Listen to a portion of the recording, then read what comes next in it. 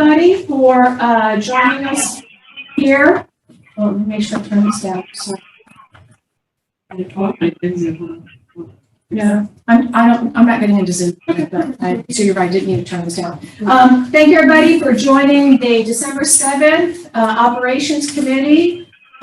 We are meeting hybrid conferencing, Zoom and in person. So let's go ahead and call this meeting to order, and as is our practice, we'll go ahead and stand for the Pledge of Allegiance.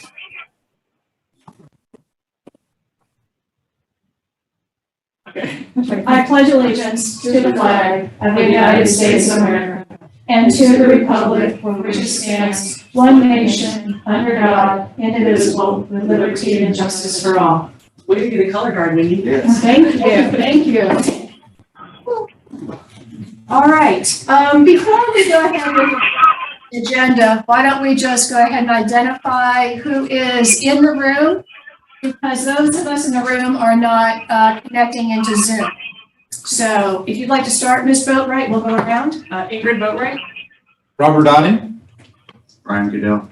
Wendy Cartledge. Tricia Fidrich. Robin Cushionberry. Right, and I see that board member David Stribinger has joined us, and that Mr. Grissom is on the line with us also. Wonderful. Okay, so let's go ahead and start. If we could have a motion to approve the agenda. Move that we approve the agenda. And I will second that. All in favor? Aye. Aye. At this point of the Operations Committee meeting, Ms. Ingrid Boatwright and myself are in attendance. That is the reason why I seconded it. So, Ms. Cushionberry, any public comment? No, ma'am. All right, so let's go ahead and move right into OE15, Safety and Security. Mr. Grissom. Yes, I'm here. Okay. All Go right, ahead. want to read us? Okay, first of all, guys, I want to apologize for not being there in person. I had planned on being there, but unfortunately, I'm at Well Branch Middle right now for an ongoing situation. So I'm stuck here till 4:30 or so. So I actually don't have any paperwork in front of me, so I'm going to try to go off my memory on all my attachments. And I'm sure some of you guys will have questions for me as we go along. But, okay, in regards to the OE, I think the first question talked about the having security in all of our schools. As you know, we have the SROs in all of our middle and high schools, and even a police officer in a couple of our elementaries. You know, Port Royal, Red Cedar, and Beaufort Elementary. The rest of the schools, right now, we're in the process of getting all those spots filled with with Guard 1, who's been approved by the school, by the district. We have, I believe, about 9 of them in our schools right now. We're waiting on the backgrounds to fill the rest of the schools. As far as their training goes, they are trained by Guard 1 themselves. They use a curriculum by SLED, which is that's what they use for the state of South Carolina for any and all security officers. So, and that training actually happened at the district. I sat in on part of it. Wendy sat in on part of it. Candace on part of it. But they've had like 3 different sessions for the training. Hopefully that will be complete here in the next couple of weeks. For sure, by after Christmas break, we should have all schools covered. Does anybody have any questions for me about the security company or what's going on with that or the process? And 1 second, Mr. Grissom, I just want to inform the board with respect to the agenda that is in attachment 1. We want the board to know that Mr. Grissom and I met with the armed security guards and we reviewed the student code of conduct with them. And we talked about reporting. We talked about district, policies, and we gave everybody a copy of the student code of conduct so they could have that. But I think Ms. Boatwright had a question, ma'am? Yes. Yes, ma'am. And this gets a little off topic. I apologize in advance, but I just want a clarification. They have 1 day of firearms training. Is that what I'm seeing here? That is correct. Well, they had some classroom stuff. They had 1 day on the range. Okay. Most of them are like people that have already had weapons experience, some correctional officers, some prior police officers, some, I think all of them, I believe, I could be wrong, had prior experience, but yeah, they had classroom participation and they had 1 day on the range. Okay, and then since most of them are coming from already having that background, is there any additional supplemental training if someone doesn't have already experience with firearms? Or is this it? That's it. That's what they get. They do a curriculum that's required by SLED, and then Guard 1 had an instructor come in and do all the training. And I didn't go to the range with them that day, but they were at the range all day. I'm not so worried as much about their marksmanship as their weapon retention techniques, if I'm being honest. Yeah, I'm worried about it, to be honest with you. I always worry about it. I worry about all of that. Having them instead of a trained police officer who goes through weeks and weeks and weeks of shooting and range and yeah. How does this compare to SRO? As far as the weapon weapons training? Yeah. In my personal opinion, there really is no comparison. Because they get weeks and weeks, you said. Yeah, oh yeah. I remember my days at the range, we were on the range, it seemed like every day for at least 2 weeks. And then the qualifications, we had to qualify yearly, which I'm sure the SLED is going to make these guys qualify yearly, but they don't have nearly the rounds going down range that I would have had, or as a police officer would have. Thank you. But they are state certified by SLED, who gave the approval, who does the curriculum. So that's really nothing that I have any say so over. That's just something that's approved by the state and SLED. Okay. And Mr. Grissom, this is Ms. Beveridge. So Yes, ma'am. in this training for these security officers, is there time built in where they're going to meet with the principals and so on of their particular school and kind of get to know the culture and the feel of school? Yes, in fact, I've already, before they've even started yet, I've taken them all around to meet their principals already and spent probably only about an hour there walking and talking with the principal, sharing the phone numbers, getting what their expectations are. Some of the schools wanted them there at 7:15, some wanted them there at 7. Some have them doing other duties. So yeah, I've already met with, I think, almost all the principals and their SRO or their security officer who's going to be assigned at the school. They've all been approved. They've all been trained already. They're just waiting on the final paperwork from SLED before they can all start. Okay. So we've been to the schools. The only one we probably haven't visited yet, to be honest, is DeFusky. Okay. Okay. All right. I don't see any other questions. Okay. 15.2. And I don't have it in front of me, so I'm just going to talk about some of the stuff, and you guys can have questions as we go. I know I think it was either 2 or 3, talks about the reporting mechanisms we have for our schools. And I think that most people don't realize, like the archive social that we have, and gaggle that we have, see something, say something. With those 3 things there by themselves, I get alerted approximately 15 to 20 times every single day during school for different alerts throughout the district, whether it be a threat, whether it be nudity, whether it be certain keywords that are keyed up, 15 per day. And the process normally is like when something happens, let's just say, pick a school. I'm at Will Branch Middle, so I'll pick Will Branch Middle. So when they get alerted here on Gaggle on Will Branch Middle, I get alerted as well as the team here at Will Branch Middle gets alerted. Normally within about 5 to 10 minutes, an administrator or a counselor or somebody at the school will respond. If they don't respond, I normally get a phone call from the supervisor at Gaggle. I think they're actually in Indiana. I get a phone call that's saying, hey, nobody's responding, and then I have to get on the phone and make contact with somebody. That really only happens like on a Friday night or a Saturday night, typically late, like 9 or 10 o'clock at night if something comes in that the school doesn't respond to. They call me on my phone, and then I either have to get a hold of somebody or get a hold of law enforcement. That's probably one of the biggest things that you guys probably aren't aware of as far as what we do, as far as the notifications and the systems we have in place, whether it be on Facebook or all of our social or all of our devices that kids have in their possession. They're monitored day and night, every day of the year. Like I said, these alerts, they come in nonstop sometimes. It's almost impossible for me to read them all. So I depend on the principals and their staff to get a hold, do what they got to do. And then obviously if they don't, I get notification from the company we have, Gaggle or Archive Social. The only one on top of that is the Identikid, the sex registry that we have at all of our schools. If somebody comes to our school that's a registered sex offender or a name that's close to that, I get about probably 5 to 10 of those every day on top of the 15 that I talked about. Most all of those are always false alarms, but there's still things that need to be checked out.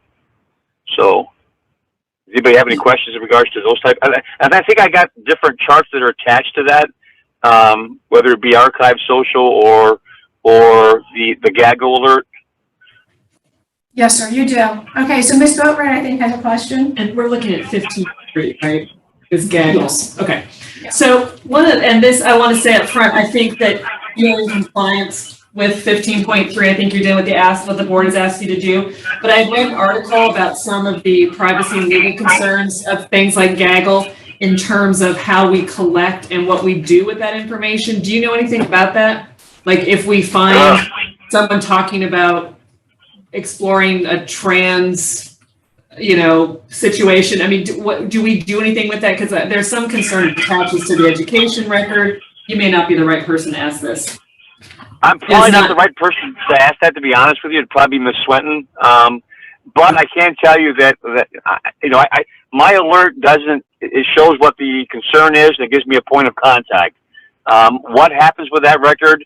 I'm not aware of anything at the district here where it's stored. I'm assuming Gaggle has all that with their records. I'm not aware of if any of that's stored. To be honest with you, most of these are false alarms and just notification. Like for example, we get a lot of things with Burton Fire Department because it says fire on it. I get a notification, so I get a lot of 90% of these are false alarms. Thank God. But as far as what the records what we do with those, you'd have to ask Ms. Swinton. I don't know. Right, and that's not really in the OE, but I was just wondering. Okay, all right. Yeah. Mr. Grissom, when I was reading through this attachment number 3, and I saw all the graphs and charts that you entered, and I started, kind of analyzing the total reports by school and looking at which schools had the highest reporting. No surprise, middle school, high school, typically. But what happens with this? So now you've given us this annual report. What analysis is done of this, and what's the next step based on that analysis? Well, as far as this is really not. I mean, I'm reporting on this, but this Gaggle and Archive Social really aren't my department. They're in student services with them. I just supplied the records for you guys. I only get notified when there's an ongoing situation, like all these different things, for me to make sure that it's under control at that particular time. But as far as what we do with that and the ongoing process to analyzing all that stuff, I'm not a part of any of that. That's in student services with Ms. Swinton. Okay. I hope that makes sense. It's just not something I've been assigned to do. In fact, some of these records here, this is the first time when I pulled it from Ms. Swinton. That's the first time I ever saw it. Yeah, no, I recognize that, this is not outside the OE. I just, having seen this information, was wondering same thing, what do we do with the information once we have it? How do we store it? How do we respond to it? Okay, so maybe next time, like 15.2 says, ensure the district will complete surveys, collect data, and analyze results from each school intended to improve or enhance the district's climate. So I see this as, and then the next one, based on this data and research, each school with the district will implement and operate programs such as violence prevention, bully prevention training, and use reporting systems to provide data from these programs. So that led me to believe that there might be some information of how this data is used. Yeah, not so much that data, but the see something, say something data that Ms. Swinton uses for the, like their bullying, all the stuff that she does. I think some of that stuff may be attached to this. The plays they put on, the different, things they do for the See Something, Say Something, but that's also, Ms. Swenton. Now I can certainly do a better job next time of getting some information from them, but that's not really the thing that I work on. No, I think it might just be, it might behoove us to have Ms. Swinton join you with this and do a co-presentation of this, because it's great to have all this data, but it would be also interesting to know what school-specific things are being done, especially when you see something like, under the See Something, Say Something submissions for 1 year, Robert Small's International Academy has close to 100.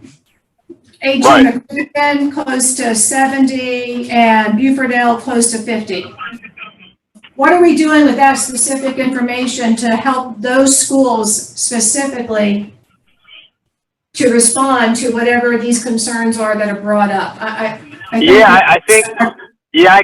agree with that. I think the bigger question right now is that information being shared with schools so they even know? I think that's one thing we need to figure out. You're right. Yeah. I don't know that this data is even shared with the schools. Well, I have privacy. But I can find out and let you know. Okay. No, and I think that's how we will improve this process every single time. Okay. But I wouldn't want to wait a year to have some of these things addressed. Maybe a future agenda topic. Yeah. And talk about. Right. So Ms. Boatwright's saying maybe a future agenda topic to talk about the privacy issues with some of our reporting systems.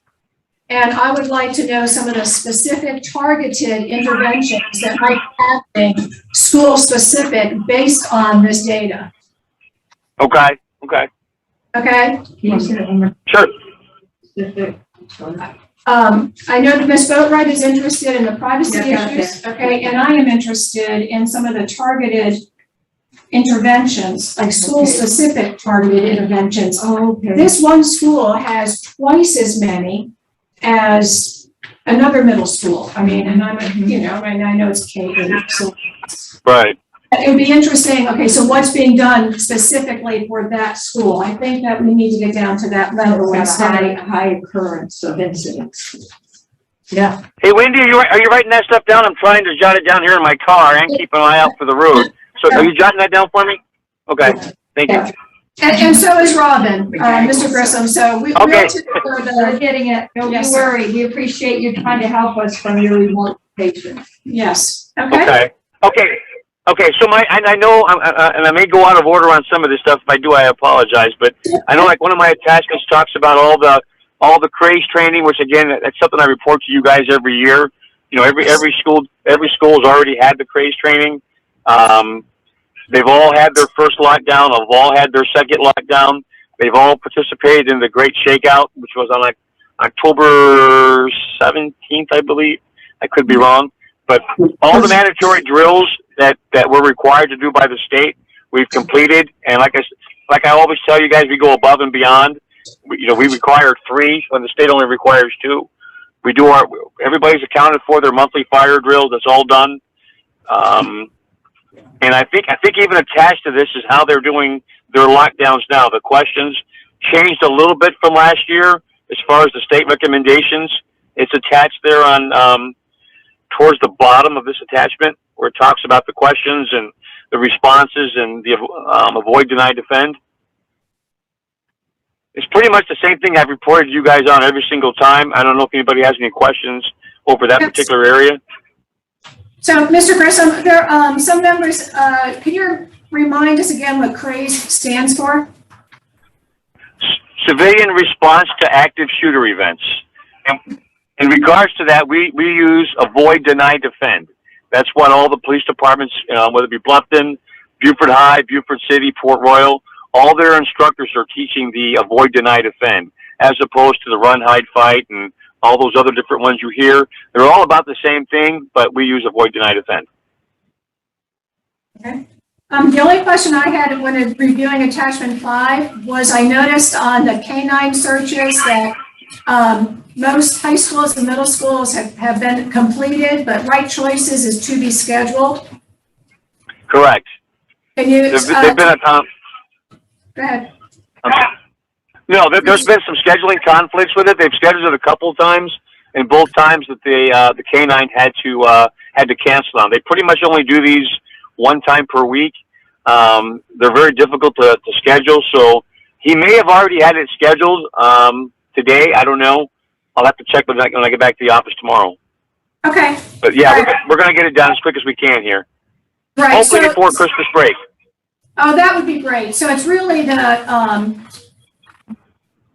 police availability versus us not being available, right? Correct. Our schools are always available, but the scheduling can be tough sometimes with the K-9.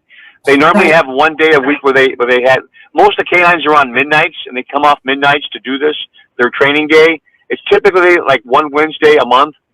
So trying to book all the schools on a one Wednesday a month is sometimes not easy. Sometimes they come out and do other days, but it can be difficult sometimes. But I'll get it scheduled. I'll call them today and see if I can get it done before Christmas break gets here. Thank you very much. All right, Sure. Mr. Smith has joined us, and Dr. Bruder has joined us also, just so everyone knows, that's joining us by Zoom. Okay. Okay, so the next thing, I don't have attached here is our emergency plan, which is like 240 pages. I think a couple of the questions deal with the exact same thing, the emergency plan and what we have and what the process is. So basically towards the end of the school year, I update a lot of the different things, including the crisis response plan, which is the threat assessment plan, which you guys, I believe is one of the questions. All that gets updated at the end of the school year. Then I eventually submit those to Beaufort County Emergency Management, which is Colonel Neil Baxley. He normally keeps it for probably sometimes a good month before he gets it back to me. Sometimes he has minor changes, sometimes he doesn't. So that's the approval process. Once I get that back, then I send out a copy of that to all the schools, and they update their emergency plan accordingly. That's done yearly. I think you guys required, according to the SOE, it talked about doing it every other year, but we actually do it every year. Oh, yes, it does. It says reviewed and updated at least every other year, but you're saying that you do it every year? Yeah, we do that every year. Again, there's not a lot of changes most of the time, although this coming year and maybe the next year there will be a lot more changes than normal, basically because of all the new security procedures we're going to have as far as the all the upgrades we're doing right now. Yes, go ahead. So is this emergency plan, the hurricane preparedness plan that we went over a few work sessions ago? Is that the same thing? Correct. Correct. That plan is actually in the emergency plan. That's a few pages of the 240. Yes, ma'am. Okay. Because maybe we already did it, but that's really just a small part. Yeah. You're welcome to see it if you would like. Oh, boy, that sounds like fun. Take a look at it. It's in the Dr. The light reading. Okay. So I think there were like 3 questions that were pretty much aligned with the same type of thing. Do you guys have any other questions for any of those? I have a question about some of the reports in attachment 4. Attachment 4 has 57 pages, but the crisis response manual. So, Mr. Grissom. Yeah. Given Yes, ma'am. what recently occurred in Michigan, in Oxford, Michigan, if we had a student that had drawn some pictures such as that, what would our response be?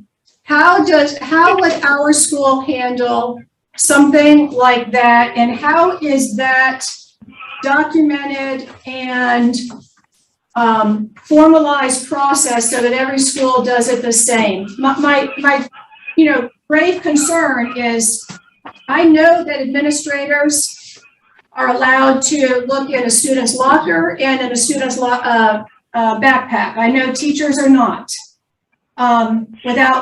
so can you kind of go through that process if we were, had a situation like that?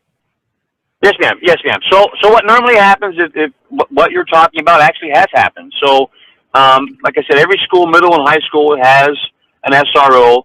Prior to the security company, we had CROs, which we still have. So when something like that would happen, like even now, we got the threat assessment team. The team would meet. The first person they notify is the SRO or CRO. Okay, to see what legal process needs to happen, if any. The very next thing is the threat assessment. But in certain circumstances, they may bring the kid down. They may search his book bag. Every situation is going to be different. None are going to be the same. So once they search the bag and all those type of things, law enforcement generally will not take part in any search. They're going to have the administration do it, or they call me and I come to the school and search the backpack and have the kid take off his shoes and that type of thing. I know Dr. Rodriguez and I have talked. We talked even this morning before I came to Well Branch. I know we're going to address all the principals tomorrow morning and talk about this very issue as far as what we're doing to make sure we're all on the same page, to make sure. Because to be honest with you, every 4 or 5 years we got to hit this hard because people tend to get lax on some of this stuff. 4 years ago we had a meeting with all law enforcement and all of our principals to go over the mandatory reporting issue. So Dr. Rodriguez wants me to schedule something again this year with all my law enforcement partners coming in to talk to the principals about the mandatory reporting issue. So that's going to happen probably in January, soon after we come back to school. But generally, when something like that happens, everybody gets notified. From you guys have seen some of the notifications. I'm quite sure Candace does a good job of sending you guys notifications on these things. But the important thing is to make law enforcement aware ASAP. All administration, like today here at Well Branch. I mean, that's one of the first things we did was notify every teacher, every monitor they had in the hallway. Everybody was aware of who we were looking for, what was going on, and we all took precautions. Law enforcement went to the kid's house, went to his aunt's house. They've been patrolling the several schools over here back and forth as long as I've been here looking for this kid. There's not much more you can do than that. Right. So, I don't know that everybody's aware about what you're speaking. So, but just going back to this hypothetical, if a student were to draw pictures of guns and a similar situation, there is a process that we know that student's backpack, that student's locker, it would be searched, correct? I can't tell you that they're all searched immediately right then. I do know a threat assessment is done with all of them, and from that determination, normally with partnering with our law enforcement, we decide whether to do a search on them or not. I can't tell you on every single circumstance we've done a search. I can tell you a majority of them we have. I wouldn't want to say that every one we've done one, no. But just as an example, we've had like my gaggle alerts. Sometimes when we bring a kid in, we find out like on gaggle that, hey, this was actually a school assignment. He didn't actually say or do anything. He just was doing a school assignment and it's being misinterpreted. So I wouldn't want to go through searching kids and doing all kinds of stuff when there was no serious threat or no communication of anything, if that makes any sense. It happens. It happens. And it happens over and over. I don't want to bring a kid in and give him the third degree if he's doing a homework assignment for a teacher. So we do a little investigation first, just a little, and before we go any further with it. Okay. All right. Just, communities are very, very concerned about this right now. I've had several conversations with community members that do not have children in the school, but they're very concerned about it. And I said that I would be in this meeting today, and they want to feel that all is definitely being done to protect everybody involved. Right. I think when I'm done with this year, I'm going to be talking to Dr. Rodriguez again about tomorrow's meeting with the principals and exactly how we're going to approach it. And I know he's going to be very stern on some things because we talked about it this morning. But I can assure you, I meet every day. A day doesn't go by where I don't get probably 5 to 10 calls that says, hey, what do I do with this? And the first thing I always say is, have you notified your SRO? That's the first person you got to, I'll never tell them not to do that. They were always to notify their law enforcement in the building. That's just common sense if you ask me. So, that's one of the things, and they're supposed to be part of the threat assessment team. Sometimes they're busy doing other things, but they're supposed to be part of the threat assessment team. Okay. All right, Ms. Belgrade? Yes, thank you. And Mr. Grissom, I just want to say you have a very challenging job. I appreciate what you're doing. You're, calling us from a school where there's a potential threat. And my questions really, I don't think are for you, but I'm going to throw them out there maybe for future reference. Because when you look at the crisis, there's two aspects. There's the security, right? And then there's sort of the intervention and the mental health aspect, which has become sort of one of my big issues. So when you say, like, I'm looking at this form, school-based behavioral threat assessment screening tool, when is that filled out?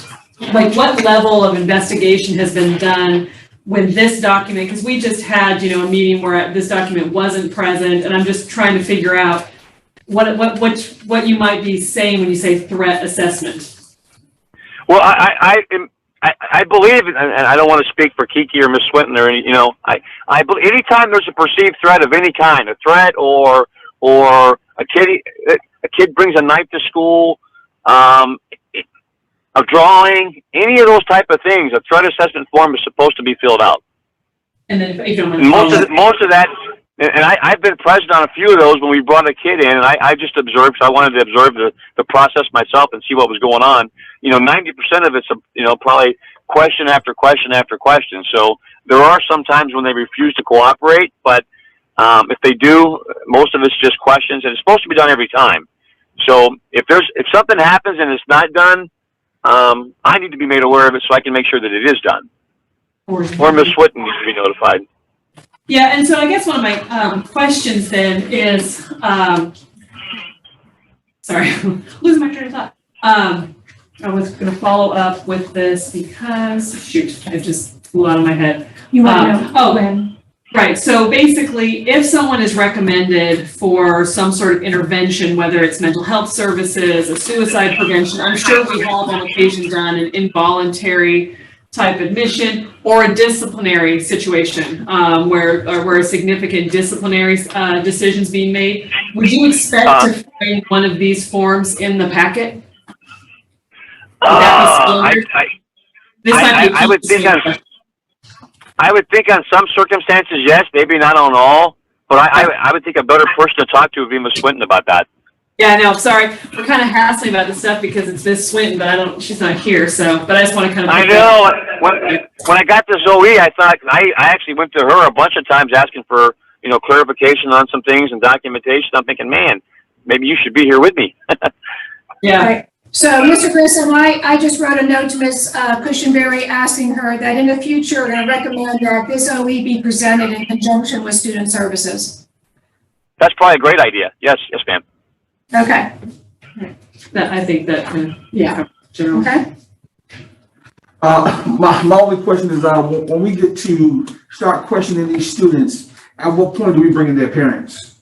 Because you have some students that are minors, and I've had several parents that have contacted me and told that have felt the fact that their child had been questioned without the parental guidance from them at that time.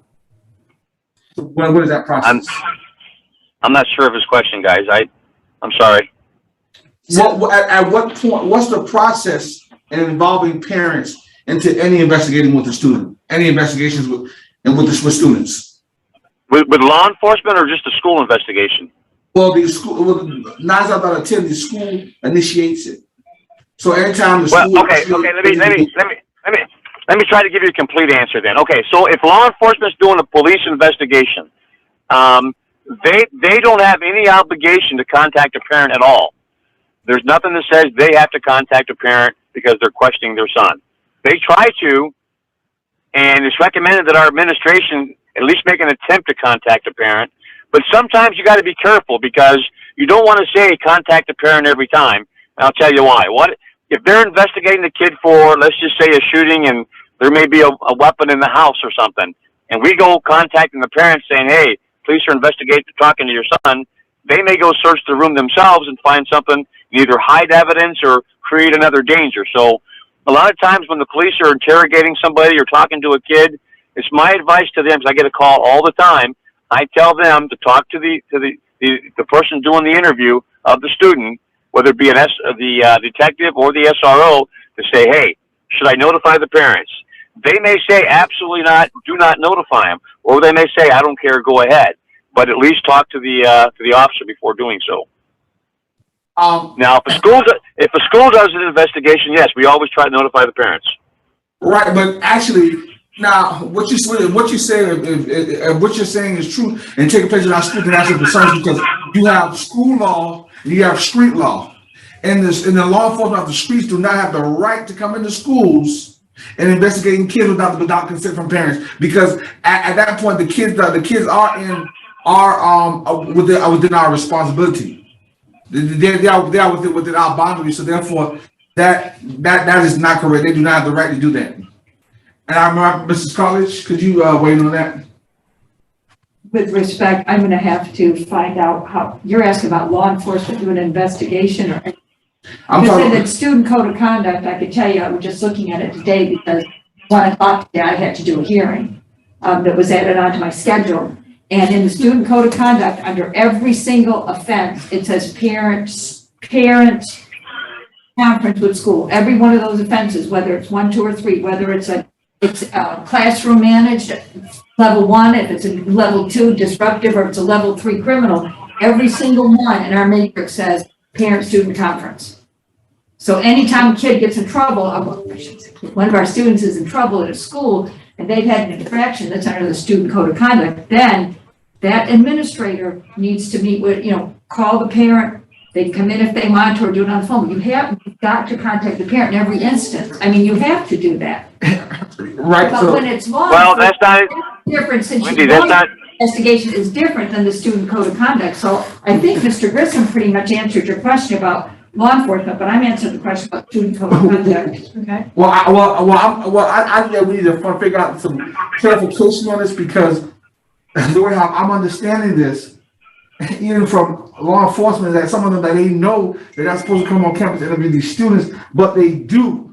And so we're in violation. We can get sued, not the actual law enforcement officer. So Aside from hold on, let me finish. Mr. Smith, can I? No, Mr. Smith, hold on. Let me finish. Mr. Smith, Right. So finish. right. I am. So within that instance, I think that we definitely need a clarification, a clear line, especially with you getting emergency getting information out about this, because this is very important. And I've had several people who've called me, and I have not entertained it at all. But I'm hearing more and more of this. And one guy who I didn't even know apparently I didn't even know who he was. But he was very adamant about his kid being questioned and about something taking place, and it wasn't the situation. It took place basically outside the school, and they were trying to come inside the school and question his child. Okay, so Mr. Grissom, can you respond? This is a criminal. Yeah, absolutely. I would say this, Mr. Smith, on the police are not coming into our schools to investigate somebody stealing a bike off of somebody's front porch.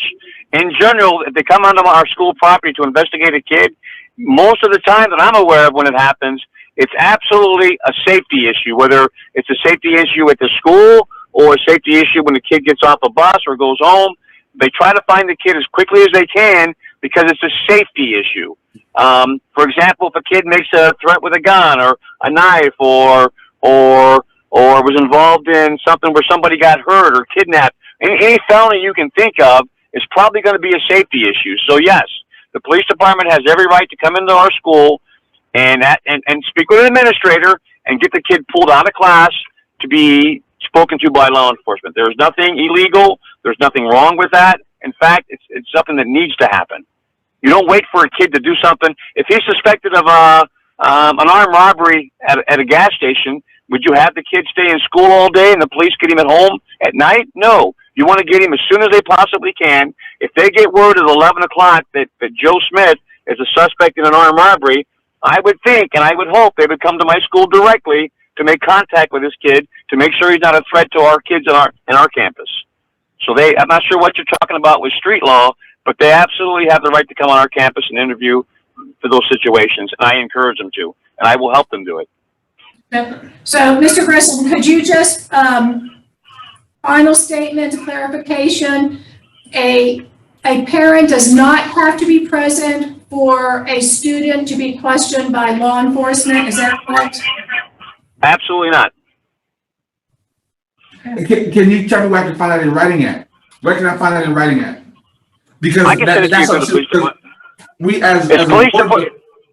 I just want to make sure that I am not in no way, shape, or form participating or knowingly allowing students to be violated and getting questioned because of how we feel. Right. So I want to know where is it in writing, so if parents come to me, I can tell them based upon statute 867-2B, you don't have to be notified because the law states that. And I can walk away knowing that I told them the truth and I've done my part. Really, like not it's up to them. Okay.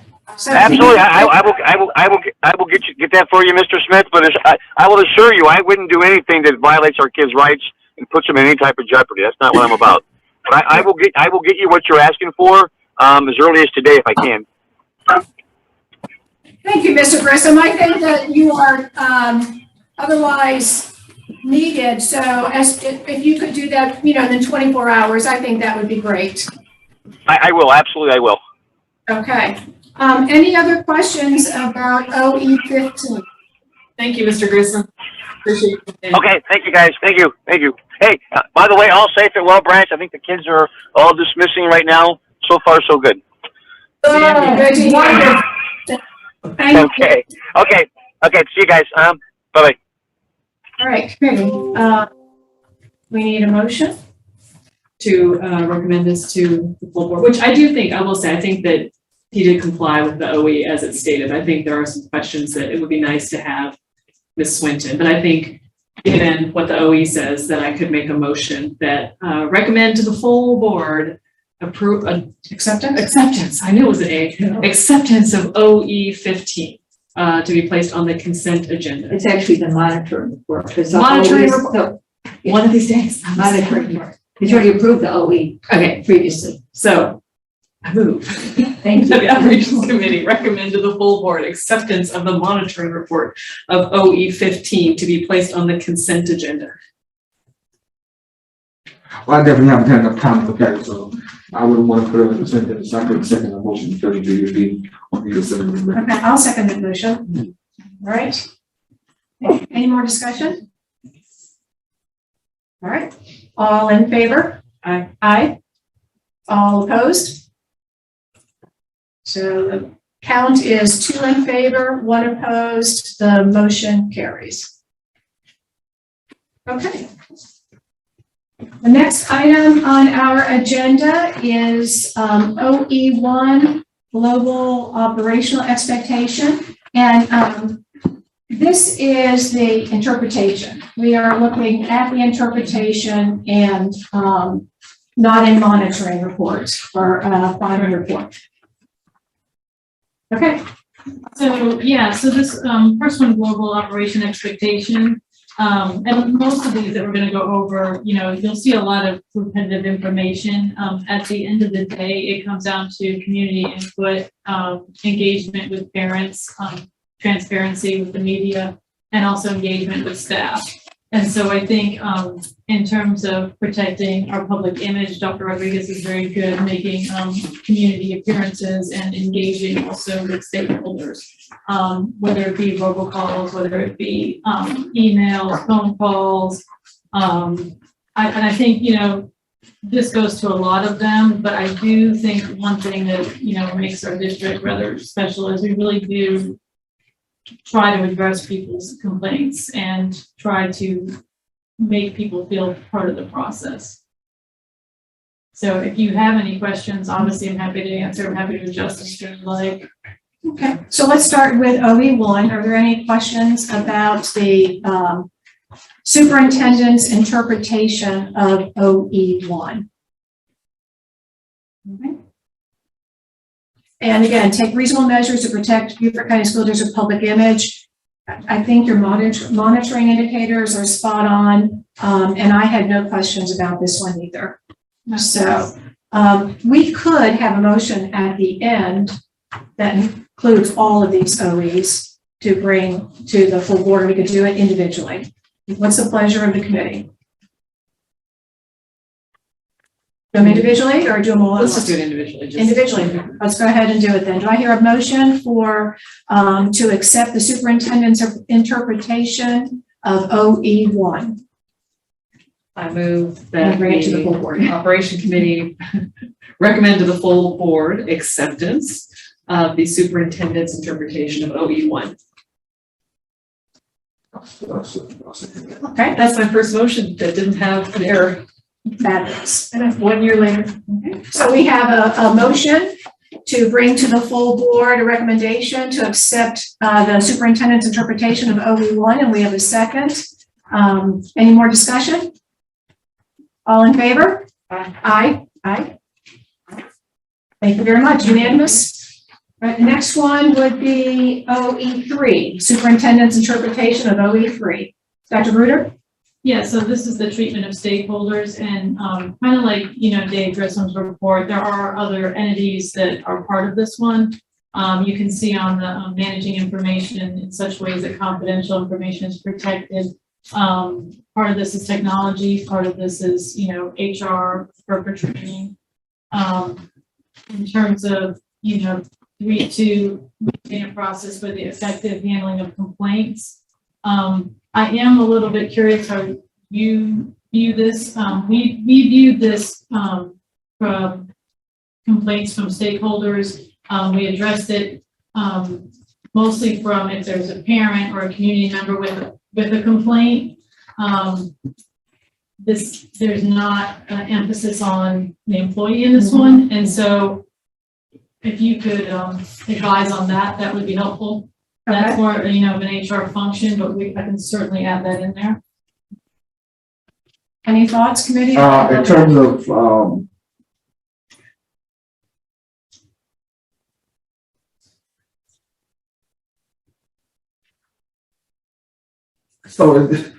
so basically you're just presenting his information. This is not coming from you.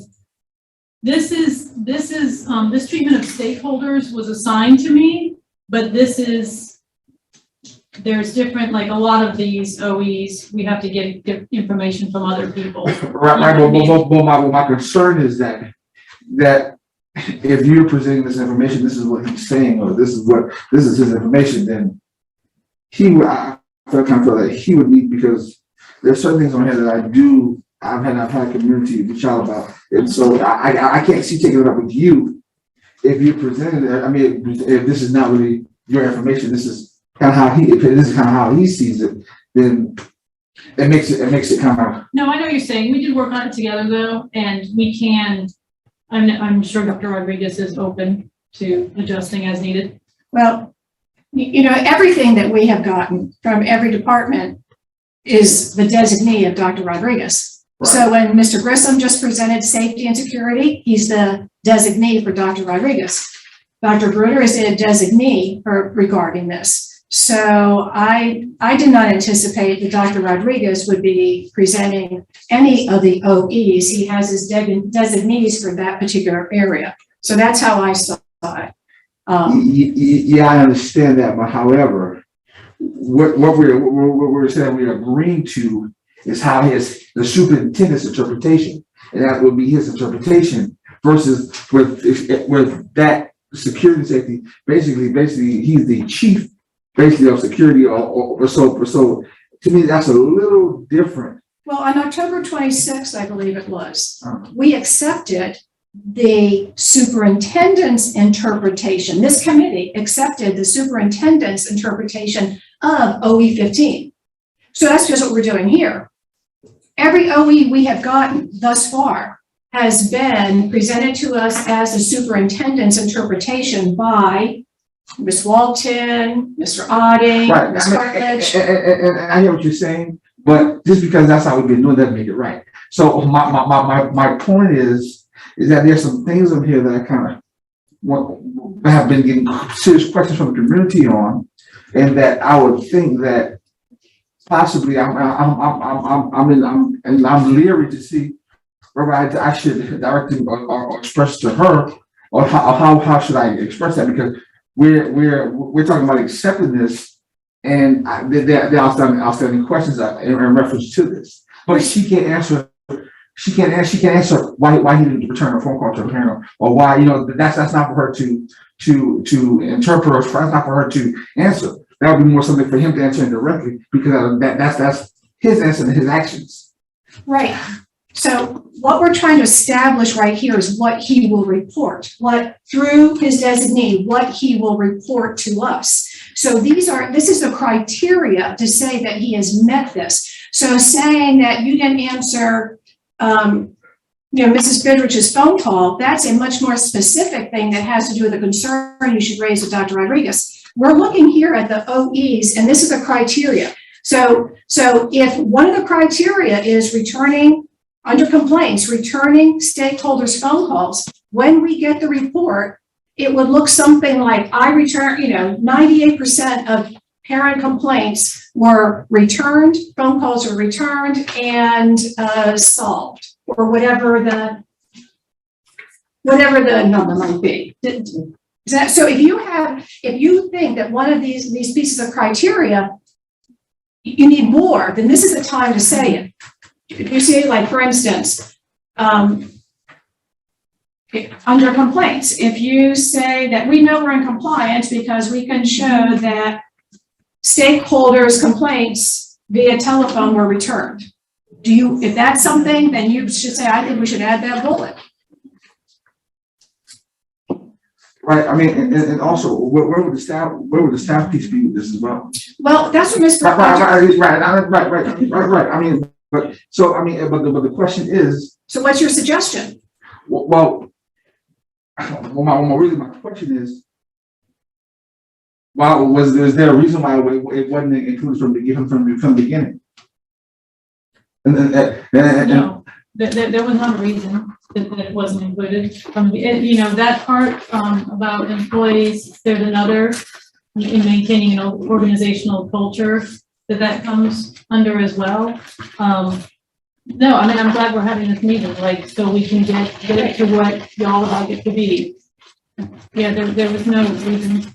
So, Dr. Ritter, I too, that was one of the first things popped into my head, just as, when I was reading this prior to the meeting, wondering, when you interpreted this and you and Dr. Rodriguez discussed this, who was in your stakeholder realm? Who did you think of? My initial thought on this was obviously stakeholders in the community, parents, because that's what I deal with on a daily basis. Right. Now, when you put in, the HR lens on it, that's another thing, and you can certainly add that in there. Mm-hmm. I wasn't sure, to be honest with you, if that was in HR or so, over someplace. Yeah. And that kind of is when I was thinking through this question, where I landed was that the process for handling employee complaints certainly is laid out in ARs, it's laid out in,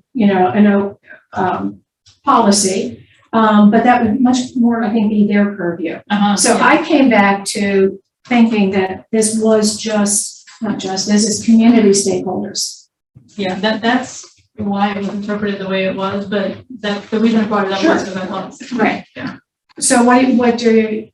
I think staff should be included, especially in terms of for 4 years. What do you mean in terms of where? What are you recommending, Mr. Smith? I'm sorry. FOIA has its own reporting. Right. And actually, I was mentioning, my mind was actually working, my my mouth was working faster than my brain, my back said. My mouth didn't catch up to my brain. Actually, I was going to say that endpoint, but in terms, I think that staff should be involved in this, and also along with that, there's a staff or there's a staff there's a staff communication with the community since that we probably should know about as well. Can I talk in here?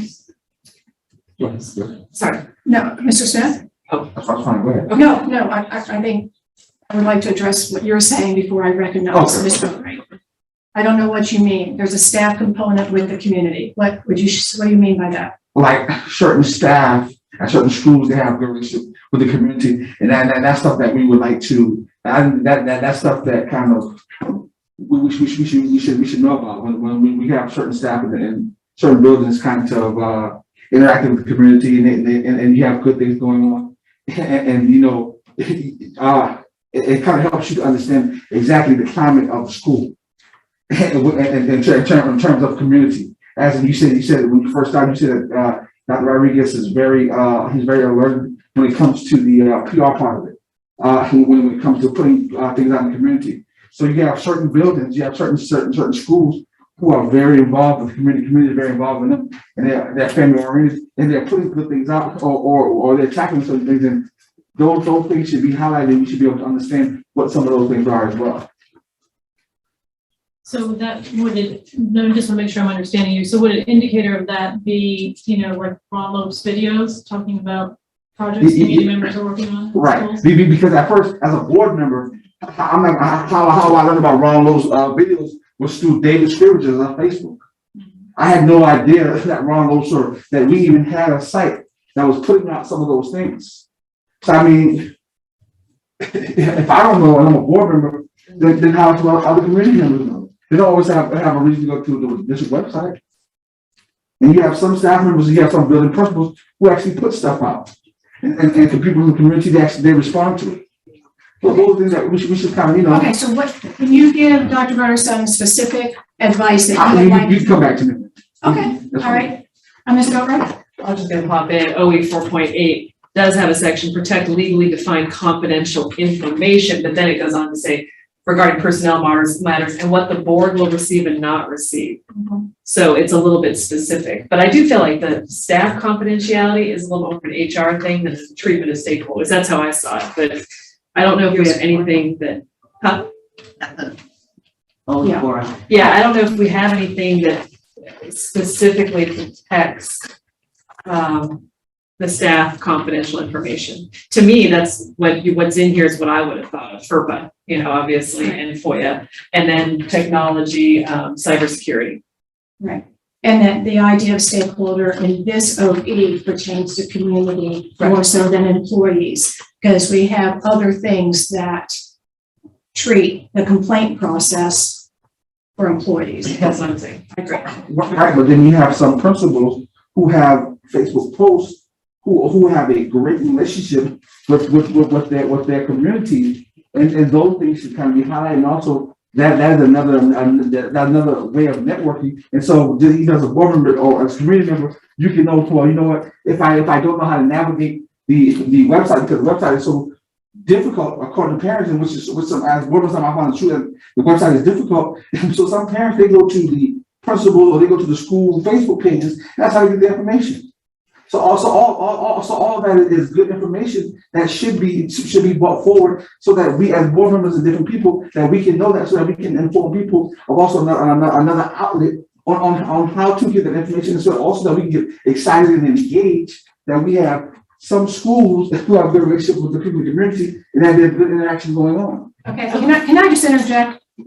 OE 11 is communicating with the public. Right. It might be more pertinent to this OE than our current discussion of maintain processes for effective handling of complaints. So I think what your point is very valid, but I think belongs more in OE 11. That's what I was going to say. So do you have any suggestions for OE 3 that you would like to share with Dr. Bruder? I concur with your idea of who the stakeholder is. It was the only question I had about this OE. Ms. Boatwright, did you have any other questions about this OE? No, I thought that's what. Mr. Smith, did you have any other questions about OE3? Okay, so do we have a motion to accept the superintendent's and a motion to bring to the full board the recommendation That's so easy. to accept OE3? So, I'll second. Motion to recommend to the full board the acceptance of the superintendent's interpretation of Of O3. Yes. Treatment of stakeholders would be, thank you for clarifying. Okay. That was your motion, Ms. Boatright? No, I seconded Mr. Smith's. He so moved Got it. your motion. All right, so any other discussion on OE3?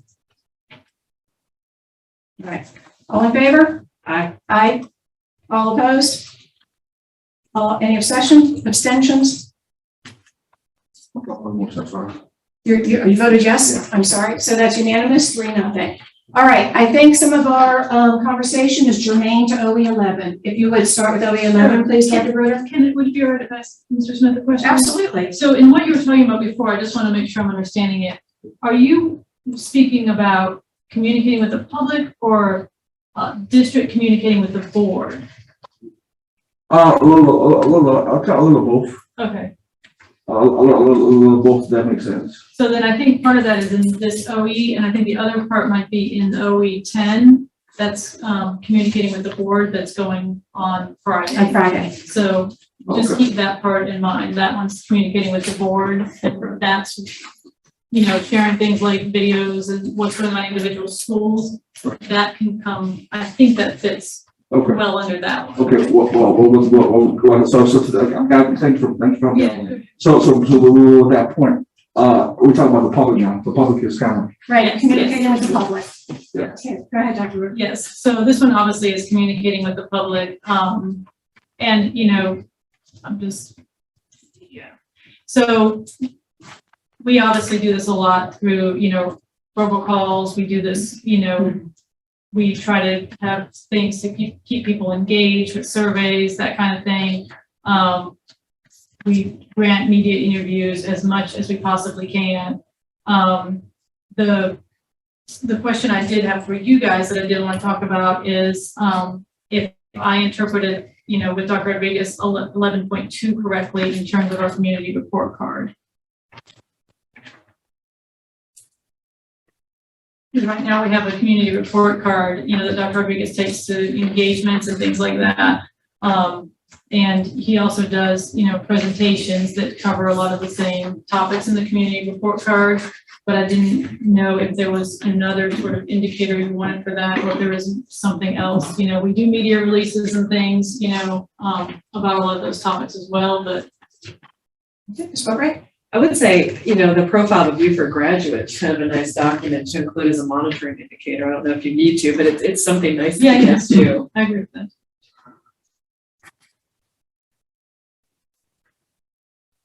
And can I ask one more question?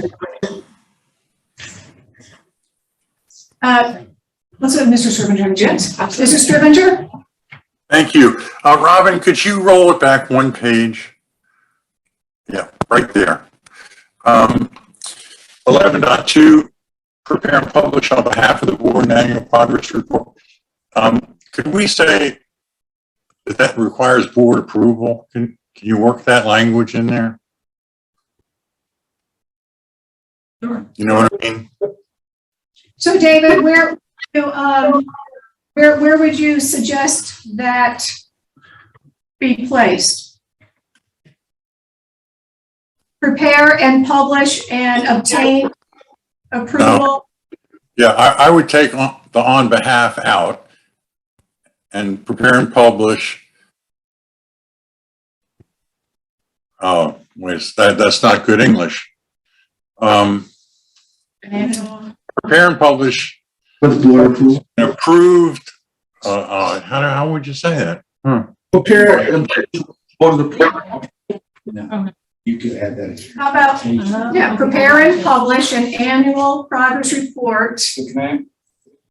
Oh, excuse me, Mr. Otting is interjecting. This is what the board approved.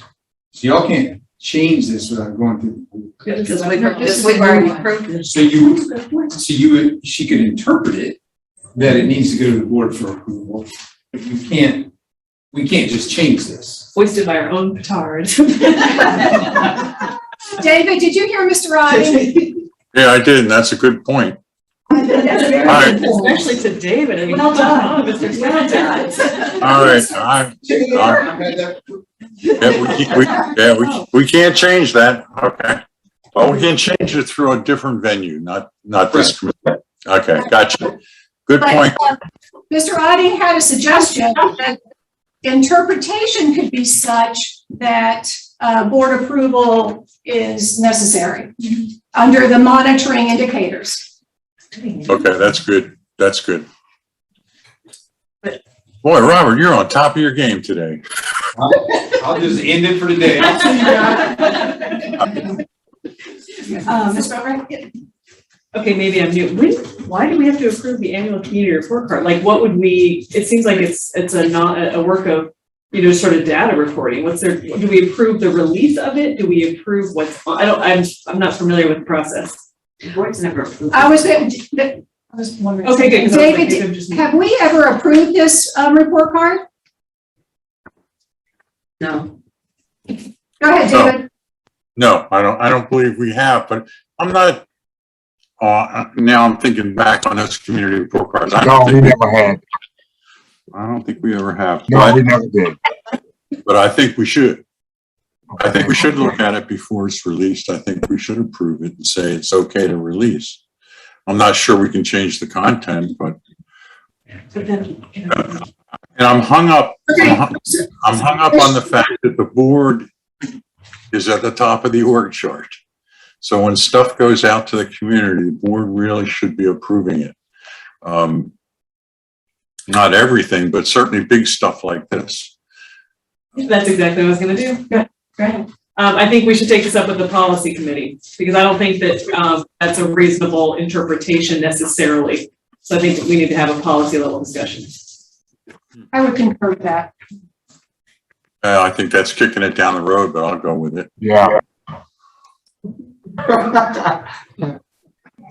No, David, I think that having that full discussion with policy, since the wording probably should be changed instead of on behalf of the board, that would be the appropriate place.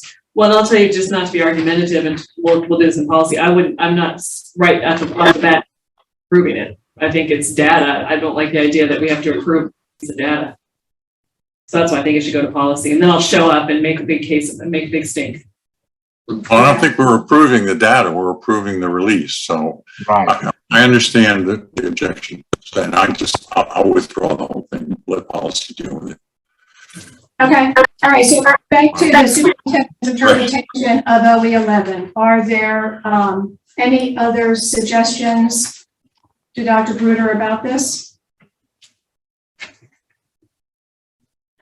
Hearing none, do we have a motion? Sure. I move that the operations committee recommend to the full board the acceptance of the superintendent's interpretation of OE11. But then we're going to policy. What will Yeah, but it's going to policy, so why would we? No, not the whole thing. Yeah, I mean, not just, different. I think they should take a look at that. Doesn't mean we'll hold this up. Yeah, so I paused and then I'm full back on with my motion. If they decide to change it, then we can talk about it. Communicating with the public. Are you correct? You don't have to, I'm on a roll. Yeah. You don't have to have momentum. There's been conversations. Motion that the operations committee recommend to the full board the acceptance Of of the the superintendent's superintendent's interpretation of interpretations OE11. Communicating with the public. Great, thank you. Seconded by Mrs. Goodrich. Okay, any more discussion? Hearing none, all in favor? Aye. Aye, all opposed? Mr. Smith, so the motion passes 2-1. All right. Dr. Bruder, thank you very much for your work on this, and we'll see you on Friday. Okay.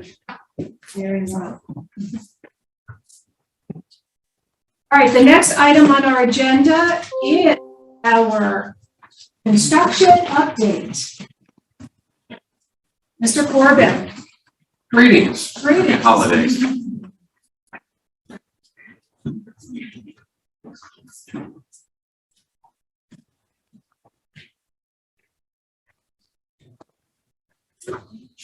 Okay, so, Mr. Campbell, Mrs. Strubinger, for your edification, Mr. Corbin has joined us. Mr. Smith has left the meeting. I think just temporarily. But go ahead and start, please. Good afternoon. Once again, thank you for the opportunity to provide the construction updates for the month of November. Interest of time, and also recognizing that our clock meeting is a little out of order this month because of the holidays and many of the board members participate. I will continue to just provide some highlights in the interest of time. And if it's the preference of the committee to hold questions to the end, that may help me to get to the finish line a little quicker, and we'll just take questions at the end. Right, let's go ahead and do that. All right, so let's go ahead. Robin, if you go ahead and advance to slides 3 and 4 when you get them pulled up. Is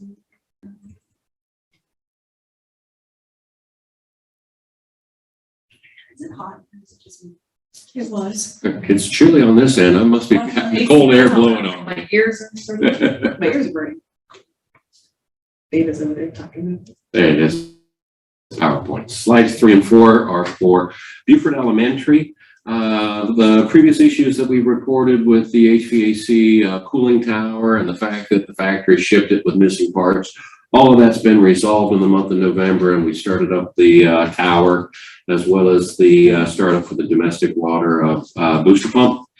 The OSF final inspection for the connector between the main building and the gym, that had to be rescheduled, and it's rescheduled now for December 14th. That was due to additional shipping delays that have been experienced associated with the exterior window glazing. And glazing is the glass that goes in those exterior openings. The progress that's being made on the new fire pump room is making good progress and strides. The pump, however, is not scheduled to arrive until the last week of January. We continue to monitor that and get updates. And if it does ship the last week of January, we'll look to schedule the OSF final inspection to occur in late February. Moving on to Battery Creek High School, we now have 3 slides worth of information because we got so much going on that. But big picture on it, the project continues to proceed on schedule and under budget. One point of interest to the citizens and attendees today may be associated with the donated funds that were received earlier this year. That totaled $340,000 for the new video scoreboard. That video scoreboard paperwork's been prepared and processed and routed, and we're hearing that the ship date looks like it will occur in the second quarter of 2022. Sliding forward to slides 8 and 9 for Robert Smalls International Academy. Likewise, good progress continues to occur on that project, and we don't have any current schedule or budget concerns. Big information today was the groundbreaking ceremony that took place this afternoon, and we actually had some good press coverage this morning. When I got up real early, I saw the local news.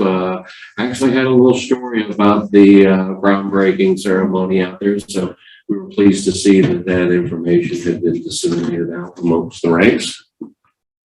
Moving on to slides 11, 12, and 15. These are the ones that had yellow traffic lights for that technology infrastructure scope that needed to be rescheduled when we completed the mid-program reset. Because we didn't have the opportunity to meet last month, I wanted just to let everybody know that we will be changing those yellow lights back to green now that we've gone all the way through the mid-program reset. But I didn't want to be too bold by just changing it. I wanted to give you guys, give the operation committee and board members a heads up that those concerns have been resolved, that they're rescheduled, and it's time now to go back to green lights. On slide 14, Hilton Head Island Middle School, LS3P is the architect on that project, and they continue to make progress in finalizing the construction documents. They've now progressed to roughly 90% CDs. The team continues to hold value engineering meetings and discussions to look at means to address the previous mentioned cost concerns. The other item to point out is that the installation of the modular classroom unit from Beaufort Elementary School. We found out last month that Office of School Facilities has now requested an additional final review for those modular classroom units are going to be set. We now have that date scheduled with OSF to take place on December 14th. And once we get approval from OSF to proceed, then we'll go ahead and begin looking at getting that unit placed and connected. Main project still remains on schedule to commence construction in the first quarter of next year. Moving on to slide 15, quick update on Hilton Head Island High School. The new turf field scheduled to be complete in January. The track resurfacing has already commenced, and that portion of the scope should finish up before the end of the year. And design for the remaining safety, security, and technology infrastructure scopes on that campus have progressed to 85% CDs. And we should see the GMP, that's the guaranteed maximum price proposal, from our construction manager in the first quarter of next year. Slide 18, Bluffton High School, the new turf field has commenced now. Recall we were waiting for the end of football season to kick that project off, and it's about 25% complete now. Track resurfacing, that site has been completed with the exception of the final striping. Those new lanes and striping and labels will occur before the end of this year.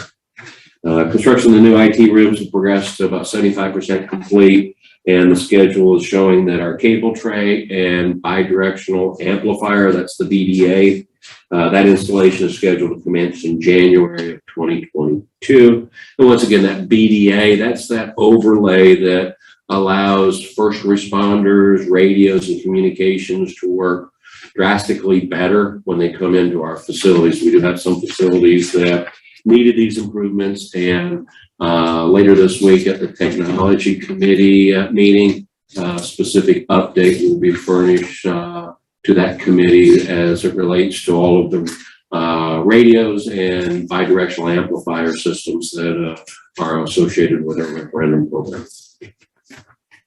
Sliding forward to slide 23 at Beaufort High School, the new addition for the wrestling and weight room continues to make great progress. The OSF Overhead Inspection took place on November 30th, and no major issues were discovered during that. Very typical type of punch list items came out of that inspection, which the contractor is addressing, and the final OSF inspection for that addition is now scheduled to occur on December 20th. Slide 25 at St. Helena Elementary. McMillan Pasman Smith has provided the plans and elevations for the revised cover entry. We wanted to report that previously, and the information is that pricing is still being worked through. I haven't seen that revised proposal. Perhaps I may have overlooked it. Robert, have you seen it? But just as soon as that comes in, we'll do the follow-up, Mr. Smith, on. What can you get a timeline for that? A timeline? Oh, we expect it any time now. It should be coming in this month. And I would be glad to check with the project manager. And I mean, I guess we could say we should be able to report by the January operations committee. Yes, I think that's safe. Well, I'm definitely gonna hold to that word. We're dependent on others, but we will do everything we can to get it. I did put a note down that you're expecting a report on that for the January, and as I prepared materials, I held my weekly meeting with project managers this Thursday. I'll make sure that they're aware that request is coming. Okay. Thank you, I appreciate that. You bet.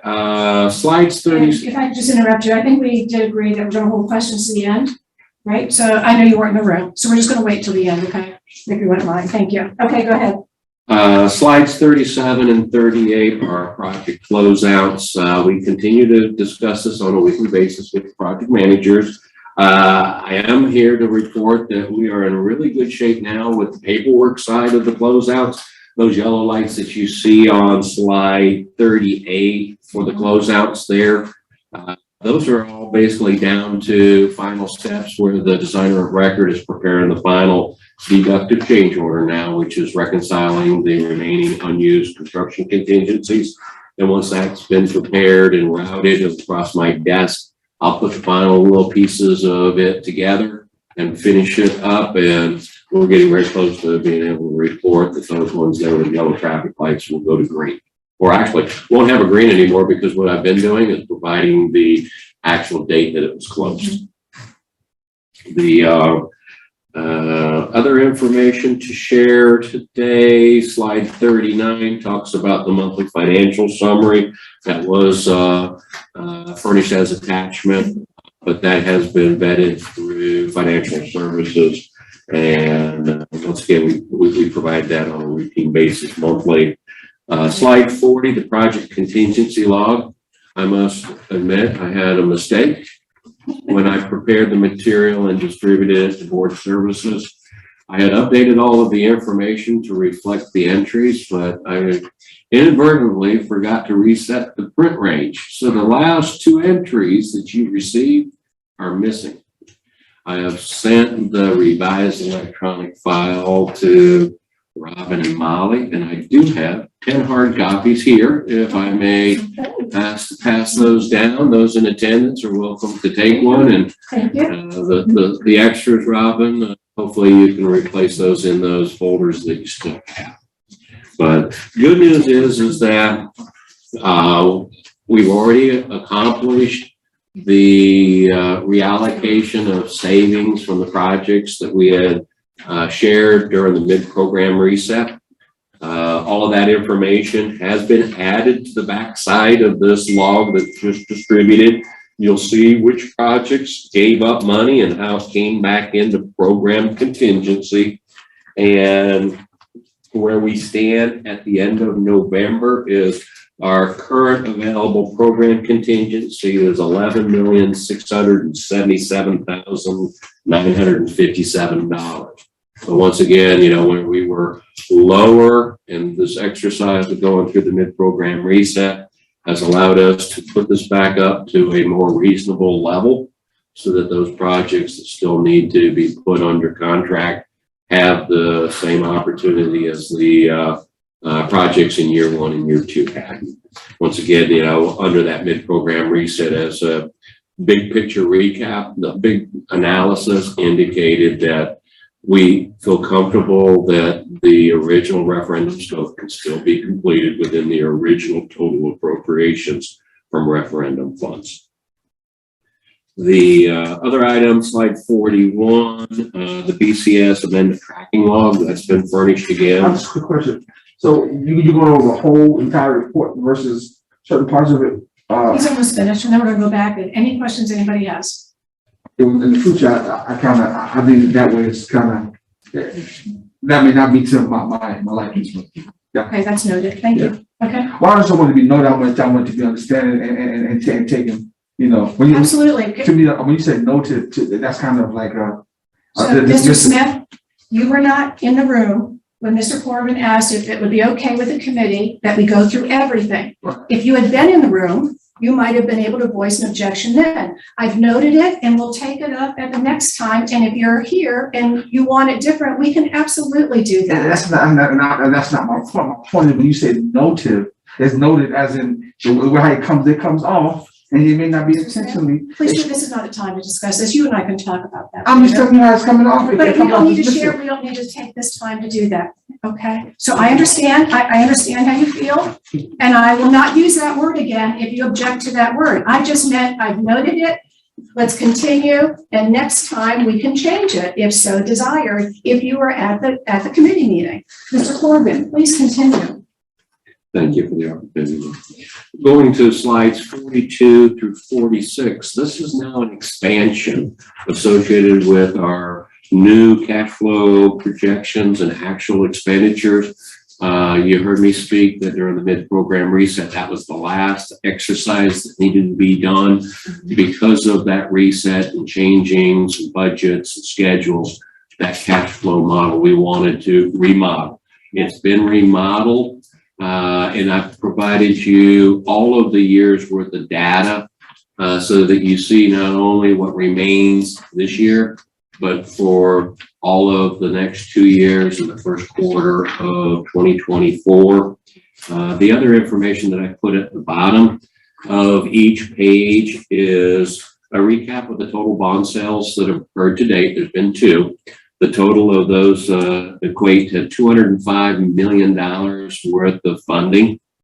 You can see that at the bottom, that under the new cash flow model, that these additional funds need to be in place prior to the end of August of next year. And when you compare it to the data at the bottom that I added for the previous cash flow model, it was showing that we needed those additional funds to be in place prior to the end of July. So though we had some changes in the near term, by middle of next year, we're back in line with the proximity of what we had forecast under our version 2. I'm referring to this model as version 3 for cash flow purposes. And we have shared this information with Tanya Crosby so that she can have it as she works towards looking at the necessary steps so that approvals and bond sales and closings can all take place, so those proceeds are in place before they're needed. And in wrapping it up, talk a little bit about our community outreach. The only other thing I'd add is that we did add, you'll see 2024. We didn't have that previously, so now with Robert Smalls and a little bit of the other projects, we will be bleeding into 2024. That first quarter. Yeah. Yeah, and that's what when I said it, I wasn't clear enough. Thank you, Robert, for providing that clarity. The previous model didn't have it. We were showing that under the original plan, we were trying to get everything finished. Under the mid-program reset, we will be reaching substantial completion on these projects, but we all realize that the closeout and final payments take a little bit of time, and that's really the purpose in showing those additional expenditures coming in that first quarter of 24. And to wrap it up, slide 48, community outreach. We already mentioned earlier that the groundbreaking took place at Robert Smalls this afternoon. I think it was well attended and very successful. The other item that we want to talk about relates to Hilton Head Island Middle School. We do have that review meeting with the administration and the School Improvement Council scheduled. That's scheduled for December 14th. That's the step that we wanted to make sure that all of those stakeholders are well versed, have the opportunity to ask any questions. We respond to them. And then in January, we are coordinating currently that community meeting to take place in January. And just as soon as we have that date and time set up, we'll send the information out to the operation committee, the full board, as well as the full clock. One more item. I didn't catch it before, but there's also a St. Helena SIC community update on that project on December 14th. You're correct. Yeah, we found out about that this afternoon when Robert and I were meeting with Augustine, who's the project manager. He probably got that locked in. What time? So the St. Helena meeting is at 6 o'clock. Mhm. The Hilton Head Middle School meeting, I believe, is at 4 o'clock. And what is that meeting in reference to, Selena? It's an update on the progress of the gym project. And that's still scheduled on the same date, December 14th, right? But 6 p.m. for that. Zoom or in person? I believe both of them are gonna, I'm not, I know they're in person. I think they'll have Zoom options. You let us know. Okay. We also, because that's our board meeting. I'll take a note Yeah, on that, and yeah. I'll take the lead for you, Robert. I will follow up with Augustine, and then I'll share the details with board service. Unfortunately, that's when they had their, I can't make that, That's that's always just their crimps everything SIC meeting date. I know, and that I'm happens a just lot. not gonna be able to zoom it. Yeah, I know. Okay, so Mr. Corbin, couple questions. Anybody like to? That's just About the any of, thing. that was presented. Fine, yeah, go ahead. Want me to go ahead? Sure. Okay. So right off the bat, I'm gonna work backwards, because what's freshest in my mind, right? Sure. I'm looking, I love the new expenditure form going in. What I did notice as I was looking through my projects for my constituents is that really we're gonna be finishing up, about November of 2023, looks Not the redistricting, but the approval to do the redistricting, is that correct? Correct. Okay. Mr. Lennox.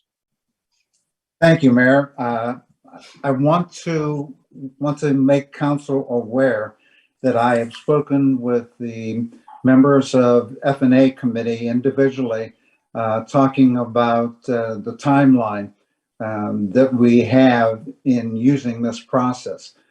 We all recognize that it is compressed. It's going to be tight. It has the proper amount of public interaction, but it's going to require a lot of work from staff and the committee, but we are prepared to undertake it. It'll be a lot of work. Thank you. And Mr. Brown, could you make sure, I know you do already, that you attend Tom's finance meeting? I think your input is very important. Oh, absolutely, Mr. Mayor. I'll be there. Just moving on. May I jump in here? I believe David Alex. First. David's first. David. Oh, David had his hands up. Sorry. There's been comment about public hearing. I'm comfortable that we are going to incorporate the public in a way that they're satisfied that their input has been heard. Secondly, does this vote today limit the flexibility of the 5%, or do we have a choice on looking at whether we can go to 10% or something in between? It's part of the resolution, David, as presented, yes. Okay. My thought is, Mayor, that a more important ingredient or factor is community of interest.